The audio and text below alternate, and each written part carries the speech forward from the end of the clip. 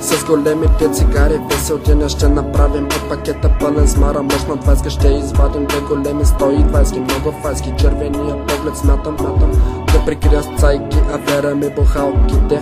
Направи ги сформираме кръга и отлитаме като чуйки високо над облаците с моите хора. Знаеш ли, в апартаменти едностайни подворници, те ги правим и не знаем поста. Ще направим поста, ще изпушим доста. Обстановка лоша при нас не можеш да намериш. Западай този фалс на високо към върха, започвай да се катериш. Каквото търсиш ще намериш. Трепериш от високо да не би да имаш страх. Слушай ме внимателно, не смятам да повтарям пак, приятели, но всичко е по-съзнателно, старателно.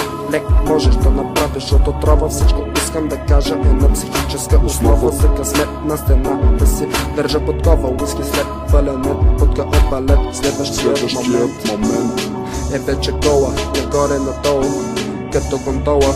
Сетиш ли ми фола, бейби, това е новата ми леди. Вечер като сме си двамата опера, бейби. Добре ми е, зрение перфектно нямам, но те виждам отдалече и директно задавам ти въпроса, човече. Слънцето напече вече и моят човек малко взече се спече. Беше вечер, дъжд валеше, а буркана светеше. Отвътре прасето доста злобно гледаше. Какво ли си мислеше, в главата ми въртеше се тази тънка мисъл изнизъл. Трябваше да съм се вече. Добре, че спокойствие запазих и късмет извадих. С проблема се разминах и за кукера забравих. И цигарка си направих и стабилно се набавих. И спокойна обстановка с заверите.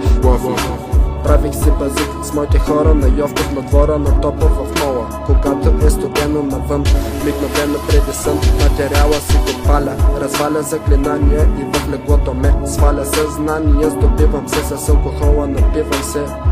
С хибрата разбивам се, ти се скри, но откривам те. Ти си говори каквото искаш, но добре ми е. С цигарката се будя, с цигарката си лягам, с цигарката закусвам, с цигарката отдавам, с цигарка цял ден и за вечеря пак я павкам. Смятам, че е проблем, аз просто и се наслаждавам. Аз просто и се наслаждавам. Аз просто и се наслаждавам.